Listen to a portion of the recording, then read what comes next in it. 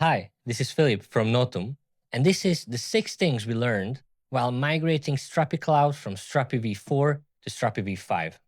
First step was to backup the code and the database. The backupping the code from Strapi Cloud is a little bit of a tough cookie, if you may, because the only way you can back it up is going to the admin and downloading a plain text dump from the backups that the Strapi admin is doing. Later, we can use that dump to put it into our testing environment for our developers to test, for our testers to test it.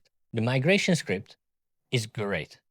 It does the job, but there are a few things you have to be careful for. The life cycles are all commented out, so they don't take any chances. You need to go there and you need to check if the life cycles work. Some of them won't need any change at all, but some will need to have a little bit of tweak here and there. The second thing is that a few to-dos will appear here and there in your code base. These are the parts that Strapi deemed a little bit maybe questionable that you need to address. After you have the migration script run and you edited your life cycles and you also edited the to-dos that needs to be done, then you can go on and change the API on the front end.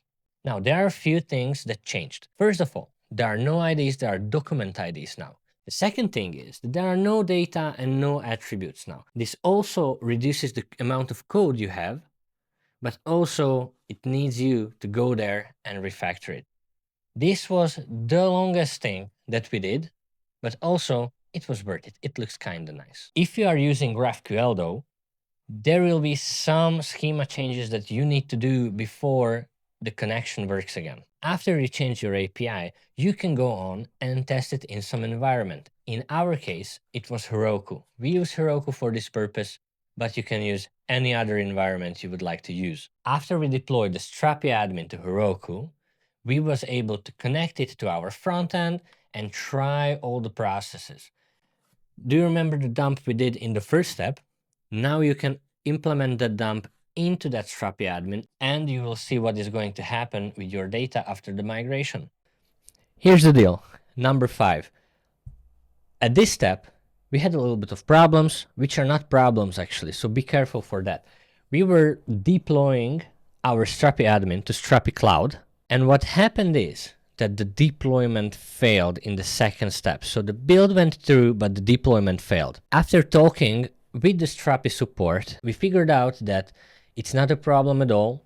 There was just a health check that took too long. So if you have a problem with the deployment, try running it again. It helped us a lot. The 6th step is my favorite here. Look, there was a lot of things we wanted to refactor or change in the code base, but we never really had the time. But we got a little bit more time with the migration and we were able to go into the nitpicks and into the details. And there we were able to optimize a lot of code. So in a sense, for us, the migration was also a code audit.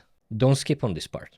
In our case, we were able to remove a lot of life cycles. We figured out, look, we could use a revalidate on the front end, or we don't need some connections or some collection types.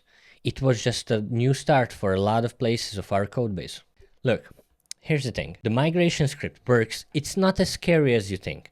Don't worry, take your time, don't rush it. Make a backup and work from there. It's all going to be fine. This was the 6 things we wish we knew before we were migrating customers' code bases. Thank you very much for watching. See you next time. As you can see right here, we are a Strapi Enterprise partner. So if you would like to help with a website or an application or just want to talk, links in the description down below.